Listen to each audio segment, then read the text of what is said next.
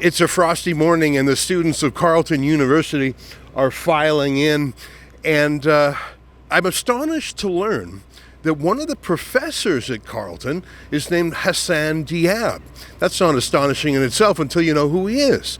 He was convicted by a French court of terrorism. He was convicted of blowing up a Jewish synagogue in the heart of France, the first major jihadist terrorist attack in France that really set in motion decades of anti-Semitic terror. It was in 1980, the Copernic synagogue. 300 Jews were inside, and according to a French court who convicted him, Hassan Diab was the bomber. He set a bomb on a timer, timed for when the Jewish synagogue would finish its Friday night services and the Jews would come out onto the street. It was time for maximum carnage. Luckily, the proceedings inside the synagogue were running late, and when the bomb blew up, 4 people, not 300, were killed. Obviously, a horrendous murder and tragedy for those 4 who were killed and the dozens who were injured. It could have been far worse. Now, what's interesting is France in 1980 is a lot different from France in 2024. In 1980, it had yet to be colonized by jihadist migrants the way it is now. There was tremendous sympathy for the Jews. Major labor unions stood in solidarity with the Jews. It was considered a tremendous failure on the part of the government, and in part, some people say, caused the replacement of the government, as hundreds of thousands of Jews and those sympathetic to the victims of this bombing voted for the incoming French president. That's politics, but the main thing is, who did it? Well, according to French authorities, it's that man, Hassan Diab, who incredibly and bizarrely came to Canada and got a job as a sociology professor at one of Canada's wokest universities. Well, it wasn't woke back then, but it certainly is now. When we arrived on campus today, we saw not just the rainbow crosswalk, but I don't even know all the symbols, what they stand for these days. There's about 20 different letters in the LGBTQSL plus rainbow. That's the kind of campus this is. It's a place where if you're triggered by microaggressions, you can go to your safe space where pronouns are de rigueur. Everything to coddle young minds and keep them safe from criticism or ideas they don't like. Oh, right. And except they have a convicted terrorist working here. Just that little microaggression. Imagine being a Jewish student in a class with this terrorist as the teacher. I doubt a Jew would sign up to be taught by a murderer of Jews, but he's here on the campus. And what's so fascinating is this campus, in so many ways, is funded by the Jews that Hassan Diab set out to kill. I'm standing right in front of the Azrieli Pavilion. The name Azrieli is a famous Jewish architect, builder, developer, and philanthropist who has given countless millions of dollars to Carleton. The actual building in which Diab is a professor is the Leib building, L-O-E-B, named after Moses Leib and his descendants who were early migrants to Canada, set up the famous Loeb's grocery stores, have given millions of dollars to Carleton. It must make that terrorist smile wryly every day to know that he is living a luxurious life at taxpayers' expense in a building paid for by Jews. Indeed, he's colonized this university. I want to read from my phone a little bit about the course description of Hassan Diab, because he actually teaches social justice in action. That's the actual name of the course he teaches a terrorist. It's in the Department of Sociology and Anthropology, fall of 2024, Social Justice in Action. Dr. Hassan Diab. You better call the terrorist doctor, or he'll correct your pronouns. It starts with a diversity statement. In this course, you are expected to learn from your texts, your teacher, and from one another. This requires striving towards understanding each other, but it does not imply striving towards finding agreement. Our class will be racially, religiously, politically, culturally, generationally, and economically diverse. Sure it will. Just if there's any Jews, they should be careful that they don't get offed by this guy. Our class, we will be of different gender identifications and sexual orientations, and our lived experiences and reactions to the course material will reflect this diversity. This is a convicted Jew killer. I'll skip ahead because what's so incredible is that the course itself is not really a course about scholarship. It's this terrorist's diary. It's him pleading his case for why he shouldn't have to go back to France, why he shouldn't be extradited to face justice there. The official readings include his homemade website, justiceforhassandiab.org. You have to visit that website and familiarize yourself with the case study for this course. He's literally turned his terrorism into a course. Now, there's an irony there calling the website Justice for Diab, because justice was done. A French court heard the case. Diab refused to attend. It was a conviction in absentia with the evidence being put before the court. There was justice for Diab. You guys are real cesspool dwellers. What's your name? My name's Fuck You. Well, hey, come back here, coward. Hey. Why would you say that? I just think you're such a provocateur. Well, what am I provoking today? You tell me. What's? Well, why would you say it if you don't even know what you're talking about? I do know what I'm talking about. What are you talking about? I'm talking about you coming up to me and swearing at me out of nowhere. And you're a coward. You won't even use your own name to do it. No. Well, why would I do that? You guys because you're ashamed of yourself. No, well, that's your conduct is unbecoming. Quite the psychoanalysis of you, but why wouldn't you say your name? I mean, are you ashamed of yourself? No, I'm not ashamed. Well, I'm not ashamed. My name's Ezra Levant. Quite frankly, I don't think my reaction was the best, but I think I was... Do you want to apologize and start again? I am sorry for telling you to fuck off. Okay, thank you. I accept your apology. Yeah. Okay. It was too much, but I do think that you're just a provocateur. You're trying to get that reaction. I actually do feel bad that I was goaded in. I didn't goad you at all. You came up to me. Your silly little van. What's silly about it? He's a convicted terrorist. Did you even read the van? I did see the van. It calls him a bomber. I think that... He was convicted of that by a French court. Yeah, and I think, our courts have thrown all kinds of questions around the process around that. Our courts have not heard the matter of that court's conviction. I'm not as up on it as I should be, but I think you're just trying to poke a bear there, and you did with me, so you got one on that. Well, I just hope he doesn't bomb this place, and I hope he doesn't bomb you. He's worked here for how many years, and he hasn't bombed anything. Well, he's bombed a synagogue in France, according to the French courts. Yeah, and it's a whole disputed set of facts. He didn't dispute it. He didn't even go. My understanding is that he's still fighting that trial. He refused to fight. He refused to go there. And at one point, I believe there was a judicial authority that threw it out on its merits. It didn't have the merits, and then it had to kind of come back in. My understanding is quite politicized. My understanding is that it's quite gray. Your van is not gray at all. How would a Jew feel in a course taught by a convicted terrorist who bombed a Jewish synagogue and killed 4 people? Who's accused of doing all that? Who's convicted of it? It could be uncomfortable. Who cares about it? It could be uncomfortable. All right. Yeah. Well, at least I have that concession from you. Have a great day. Well, I do accept his apology. Let's go back and finish our monologue. Well, I'm back at the truck. That was an interesting interaction. He said that this truck is provocative. I suppose it is, and that we're seeking to provoke an outcome, to have the convicted terrorist fired. So I suppose that's provocative? From my point of view, it's more provocative to be a university using taxpayers' dollars to pay for a convicted terrorist to say, I'm not guilty when a court found that he's guilty. That gentleman knew a few of the facts, and I'll be honest, I haven't read the full conviction myself.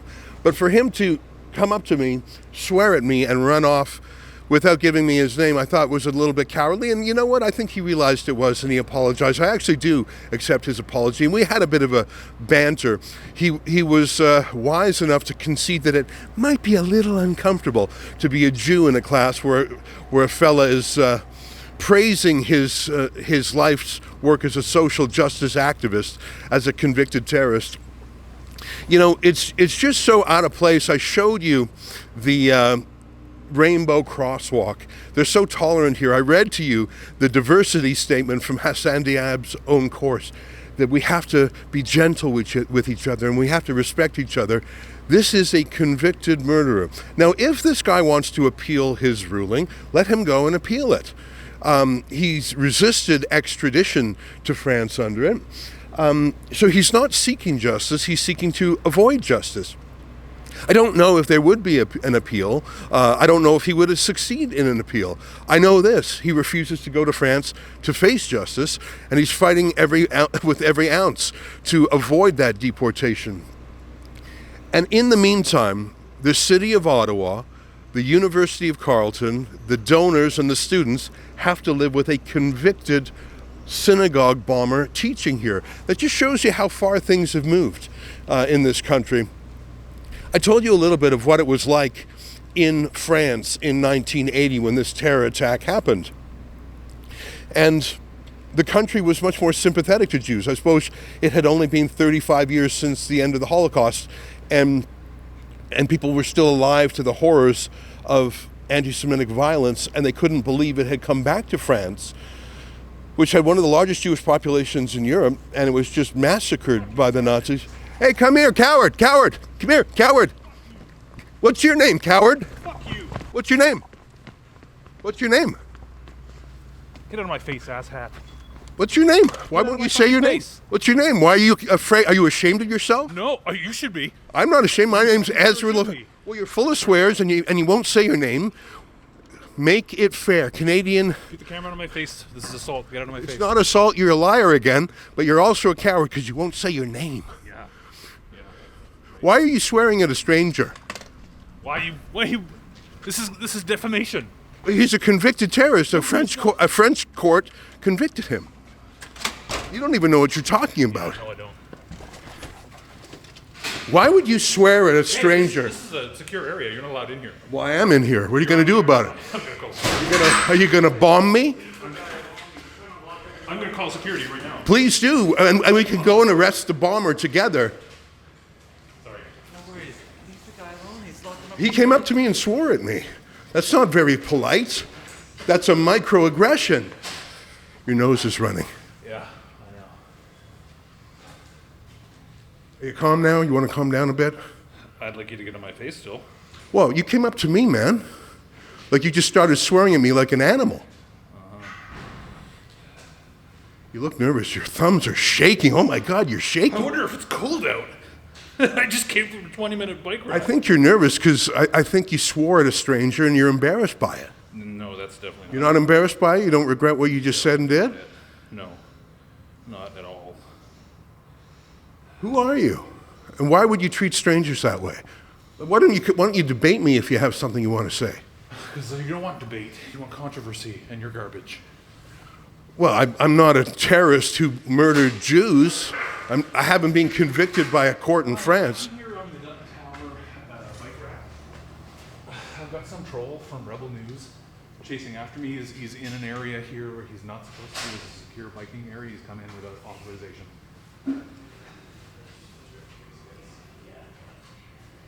I cannot say that right now if I can because he's got a camera on. Awesome, thanks. Cheers. You're ashamed of yourself. You won't even say your name. That's what it is, for sure. Well, you're not proud of yourself. Are you sure you don't want to try again? Quite sure. Quite sure. Are you in the terrorist class? Yes, obviously. Obviously. Well, every Carleton professor is obviously a terrorist. Well, he was convicted of it. No, he was convicted of it. Obviously, most aren't. In fact, the Azrieli building, the Loeb building, are by Jewish philanthropists. Don't you think it's weird that a convicted Jew killer is in a building donated by Jews? How would a Jewish student feel in a class taught by a convicted terrorist? We're going to get you out of here so that you leave other people's property alone, and we'll wait for security to come. What class are you going to now? Are you going to his class? Obviously. Are you a social justice activist yourself? Obviously. You're embarrassed by yourself. Yes, that's what it is. Well, why don't you... You're harassing me. You, Get out of my face. I'm not in your face. How about get out of my face? That's assault. Just get out of my face. I'm not in your face. Okay, cool. You're the guy who came up to me and swore at me. You're out of control. Your emotions are out of control. What it is, I'm out of control. You don't. I think you don't know how to handle yourself. You don't know how to handle someone you disagree with. Exactly. Cool. Hey, how's it going? So how long have you been trolling all of Canada with a bunch of bullshit all your life? So you're swearing. You're shaking. Does it feel good though? You're shaking. You're emotionally out of control. Does it feel good? How many times has Rebel News been convicted of libel? Found liable Never. for lying to Canada? Never. Multiple times. Never. Name Including one. the founder. Who's the founder? I don't remember his name right now, but I sure know that that's the case. Well, if I ever talk to the founder of Rebel News, I'll pass on your message to him. You sound like you know him pretty well. What's your name?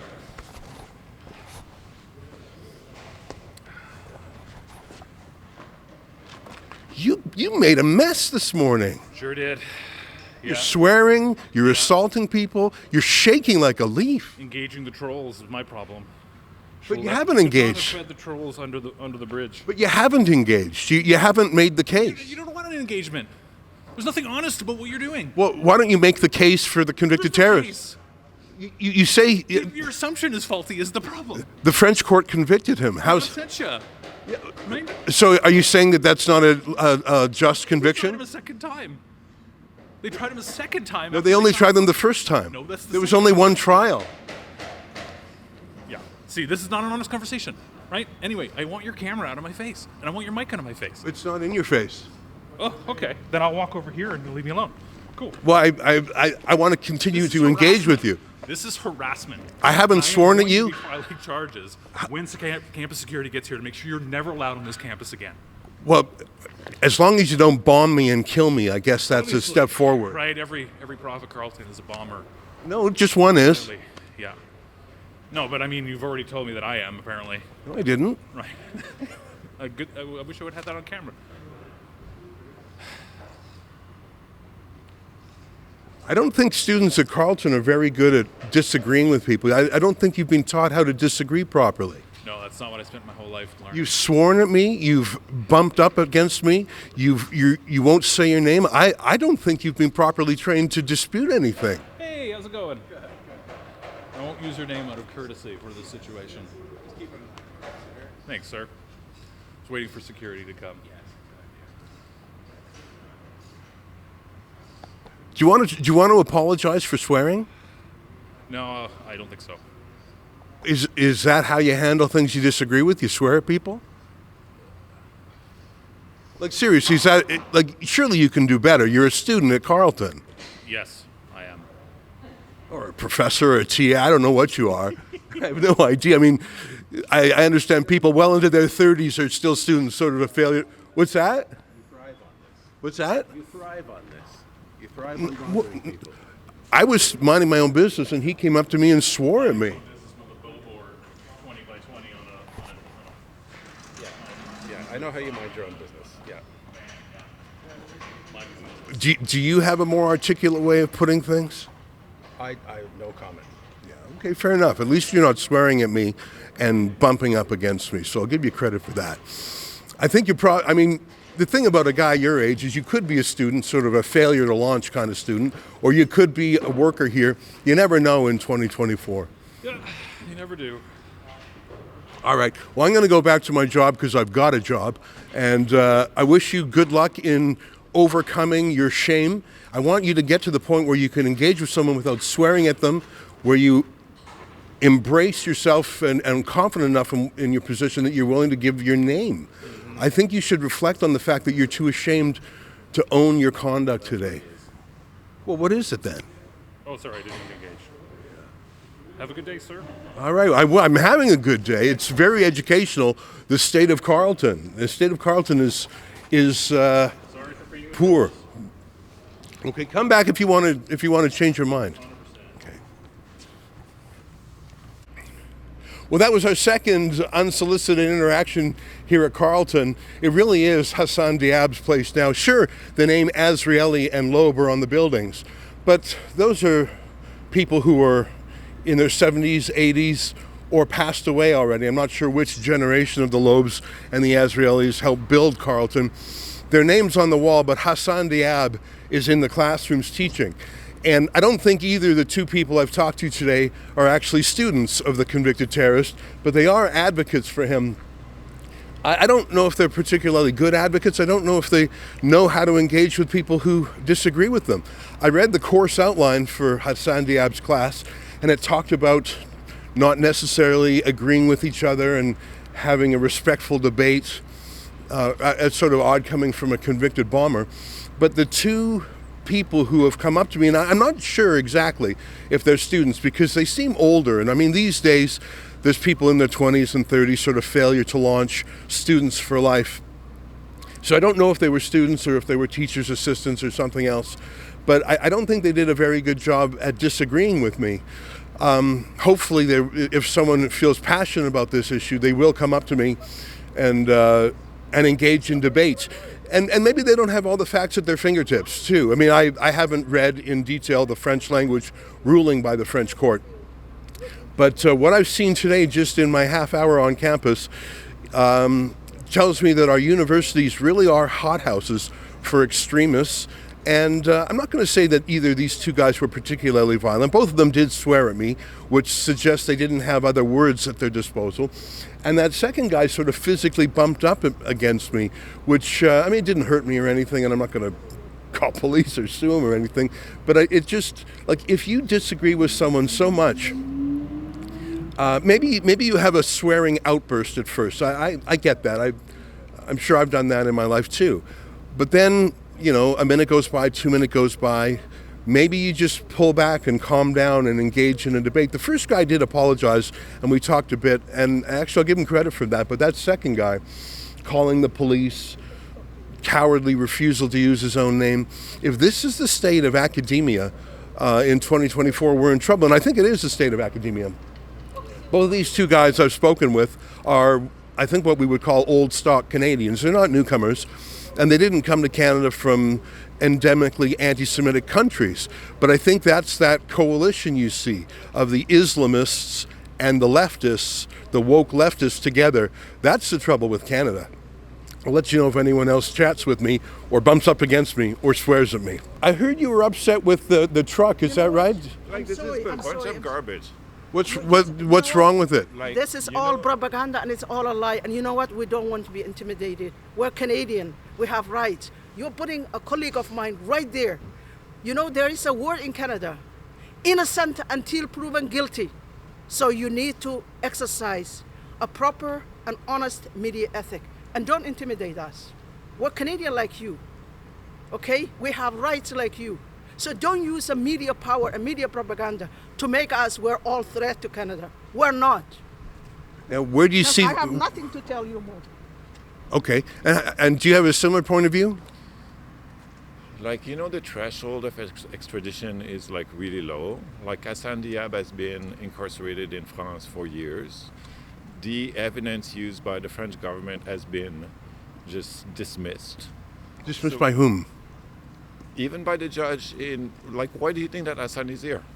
Well, he was convicted. No, he was not convicted. Why do you say he was convicted? He was convicted by the French court. He was convicted in absentia. On the basis of an evidence that got dismissed by the Canadian government. But they didn't have a trial of him. There was no trial of Diab in Canada. The only trial was in France. He's not charged in Canada. Right, so they want to extradite him to France to face He was justice. extradited twice. He was incarcerated there for years. Like, the basis of his extradition has been ruled as garbage. But you said earlier that he wasn't convicted. You know that he was convicted. You can challenge the conviction. You can want to appeal it.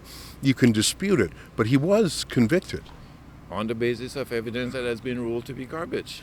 Okay, I take Like, it. are you familiar with the handwriting evidence that's used by the French government? I know there were 4 different sources of evidence. And listen, if he's innocent, why wouldn't he go and prove his innocence? Why wouldn't he go and defeat the claims against him? Why did he refuse to go to the court? He's been there for years. He's been incarcerated for years. Can I ask Like, you? you know that. You know that, right? I do. He's been incarcerated for years. But now he's here. Yeah, now he's here. And what's the problem with that? Well, I can put a few problems to you, and first of all, thanks for talking with me. Right. How do you think a Jewish student in his class might feel? I don't know. What do you know They take a about that? guess. What do you know about that? Like, A Jewish student in his class, I can only imagine how it feels to have a convicted terrorist teaching at Carleton. I mean, you may disagree with the conviction, but he is convicted. You may disagree with it, and I accept that you disagree with it. You say it's not fair. You say the evidence was iffy.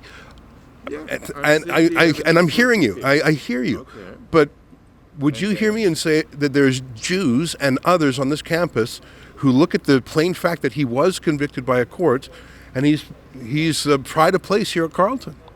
Yeah, I don't see any problem with that. There's such a thing as wrongful conviction. You know that. But you're just saying that hasn't been made out, that he hasn't been acquitted on appeal. In France. Yeah, he has not been acquitted in France. The government of Canada has decided that like the evidence used by the French government to call for an extradition is not grounded in fact. It's made up. So there's a dispute going on, but what we know for sure is that Hassan Diab refused to go to France to face the trial. The trial continued in absentia, and he was convicted. He was in France for years. He was incarcerated. We're both repeating ourselves. I know. want to talk more about Carleton. So what about you're wrongfully convicted? But Or you're wrongfully accused. Don't you want the government to fight for you? sure, but that hasn't been made out. That hasn't been made out yet. Why are you saying that? Like, Hassan's lawyers team, in a sense, like ordeal in court in Canada has lasted for years, and now he's not going back because the reasons for him to go back are iffy, as you say. Sorry, keep going. Yeah, and so he's allowed to be here to do his work, to teach. What's wrong with that? Well, what's the state of anti-Semitism at Carleton? How is it for a Jew? I don't know. I'm not Jew. Right. Okay, but you can have empathy. You have empathy. I can tell you have empathy. You have a big heart. I can tell. What I see at Carleton is that like pro-Palestinian discourses and activism has been shut down. So I have no evidence of anti-Semitism. If you think that like Hassan Diab teaching is a manifestation of anti-Semitism, then I think you're wrong. So you haven't seen any anti-Semitism, but you've seen anti-Palestinian censorship. Is that what you're saying? Yes, that's what I'm saying. Yeah. Wow, that's a different worldview than mine, and I thank you for putting it to me. Can you give me an example? I don't know. I'm not a student here. Give me an example of how that's happened at Carleton. There was this student group, like Independent Jewish Voices, who organized an exhibition about scholasticide that was supposed to take place at the library. This was shut down by Carleton University. Okay. So they were documenting the deliberate killing of scholars and education facilities in Palestine since October 7. Can I ask you your view on Hamas? Do you believe it's a liberation movement? No. Do you think it's a terrorist group? You tell me, use your own words. How would you describe Hamas? I'm not sure, like, my opinion about what Hamas is relevant to our conversation. I think it might be because What are you doing here? Well, I'll answer. What are you doing here? Why are you just disparaging a colleague? Sure. I'll answer. I promise I'll answer that in 1 minute.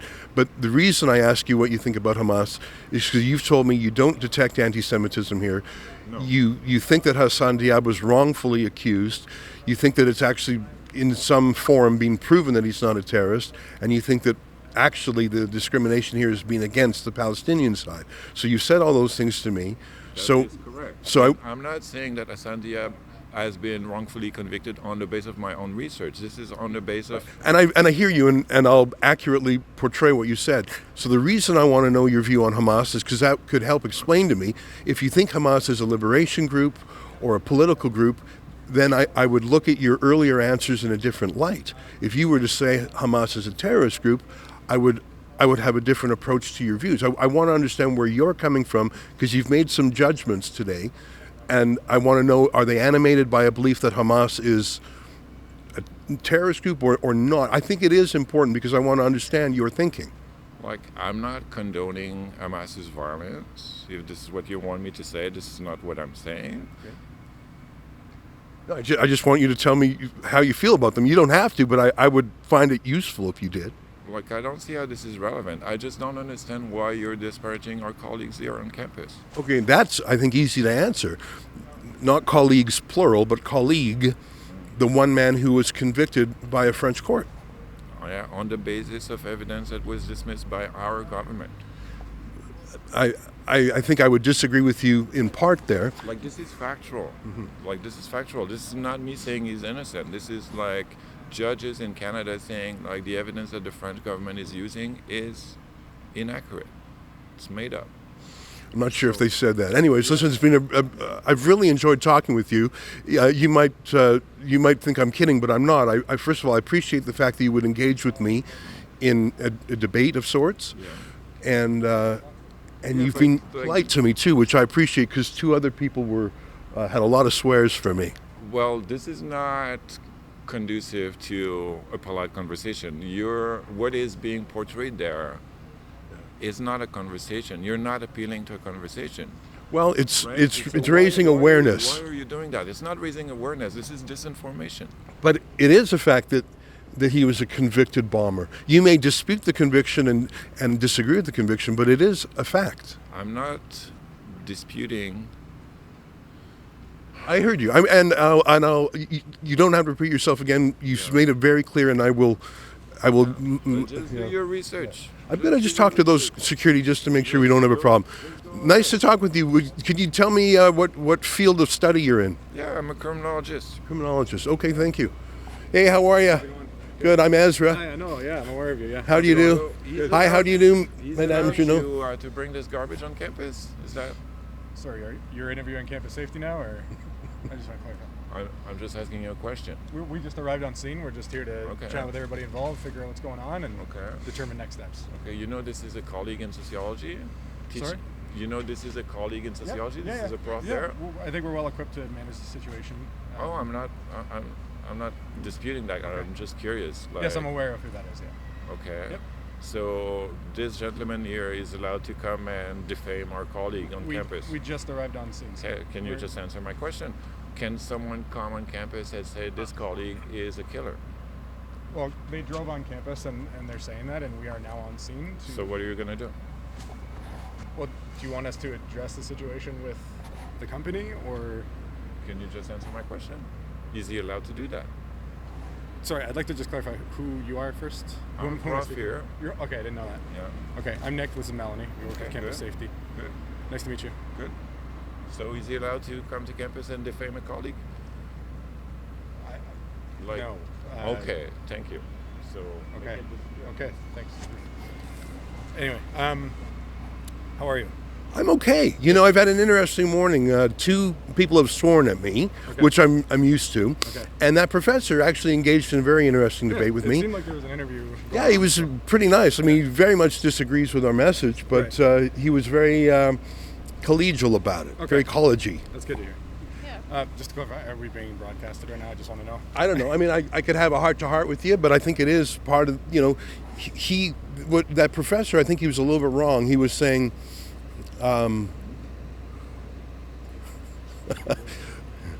here, go ahead.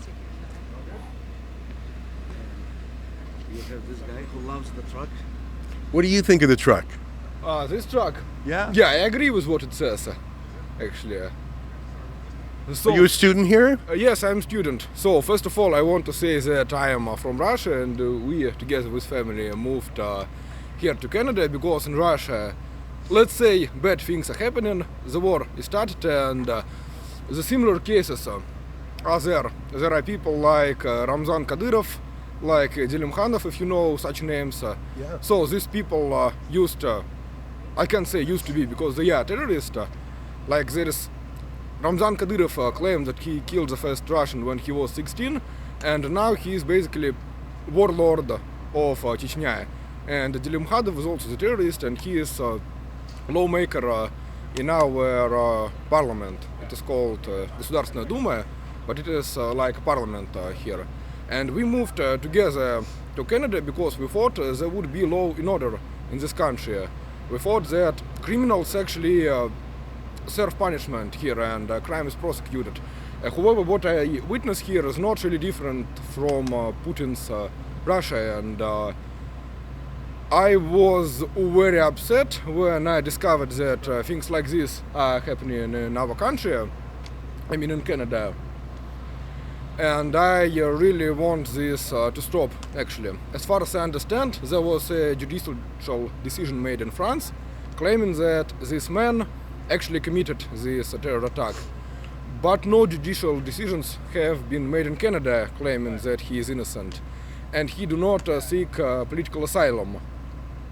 So, as far as I understand, there should be no legal borders to basically send him back to France, where he will serve like the punishment he deserves. At this moment, I understand that any judicial decision can be wrong, and there is, like indeed, a small chance that judicial decision of French court is wrong. However, there are no decisions that take precedence over decision of the French court, so I really believe that this man should be deported back to France and serve life sentence in prison.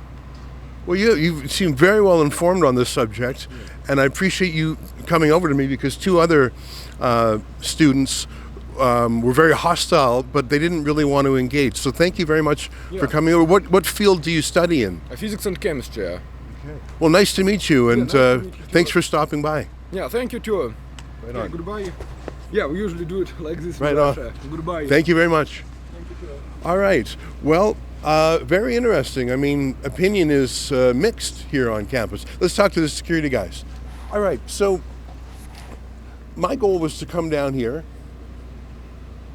broadcast the message, and engage. If we didn't do the camera thing, sure. would you mind? Yeah, you know what? I know you're allowed. Can I hand this to you? Yeah. Yes.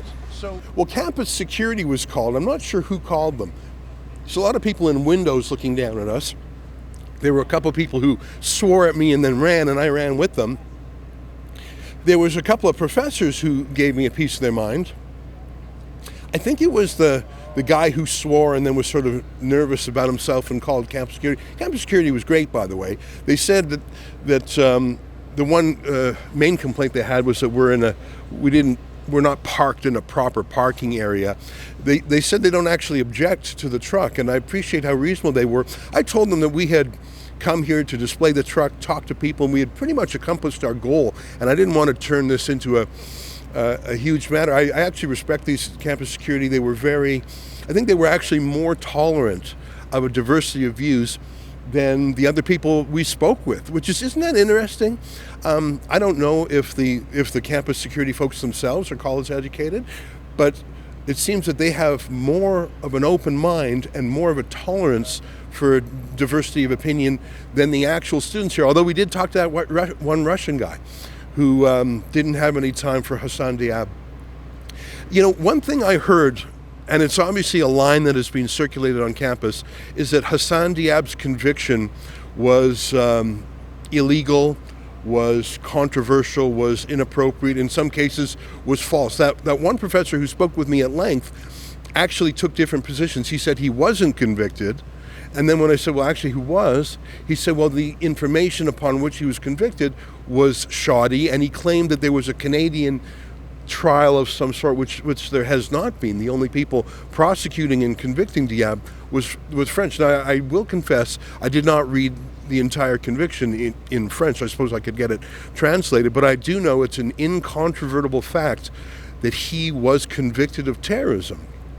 It's true, it was in absentia, but the fact that he resists going to the trial and refuses to go and to file an appeal and has found a luxurious home here at Carleton, I think is odious. And when I asked the professor the state of anti-Semitism on campus, he denies it exists at all. He wouldn't really let me pin him down on Hamas. And he said, in fact, the only discrimination on campus is against pro-Palestinian voices. I'm not sure if I believe that. But I tell you one thing, the truck has again proven its worth. This truck is a conversation starter. And the reason we got this conversation starter of a truck is because, as you know, we've been renting billboard trucks at Rebel News for years. But after the October 7th terrorist attack by Hamas against Israel, when we sought to rent the truck to do this kind of messaging, the truck company said, Ezra, we like you, we like Rebel News, we actually agree with you, but we're afraid. We're afraid that people will harm the truck, harm the driver, harm the company. For our own safety, we don't feel confident in Canada with this kind of messaging. So we actually bought our own truck so we can't be censored. And look at the kind of conversations they're starting. I love this truck. We'll continue to drive it. We'll continue to spark conversations. I'm not sure how much I learned today from the critics. I think I'm going to look into a little bit more the extradition legalities. I think that professor was wrong in a number of ways, but I'm going to check it out. I have an open enough mind to do that. What I really learned today is that Canadian leftists and Canadian students are so woke and so hostile to ideas that they don't agree with, but they don't know how to deal with them. I mean, seriously, running by me, coming up to me while I'm doing an interview or doing a commentary, swearing at me and then running away. That's their style. Like two guys, and they were old stock Canadians. That's sort of pitiful. Like these are the thought leaders of Canada in the future. This is our future leaders who they don't know how to marshal their words. And I don't think I was that rude to them. I mean, I said, you're ashamed and you're a coward. I was just sort of poking them a bit, hoping they would say, no, I'm not, here's my name. But it is sort of weird that you go to an elite university. I don't know if anyone calls Carleton elite, but let's give them the benefit of the doubt. You go to a university, you study, you're in the world of ideas, and you encounter an idea you don't like, and the only thing you can come up with is a swear. But I will say to that one guy in the bike room, if I ever come across the founder of Rebel News, I'll give him a piece of my mind. In Carleton University at Ottawa, I'm Ezra Levant.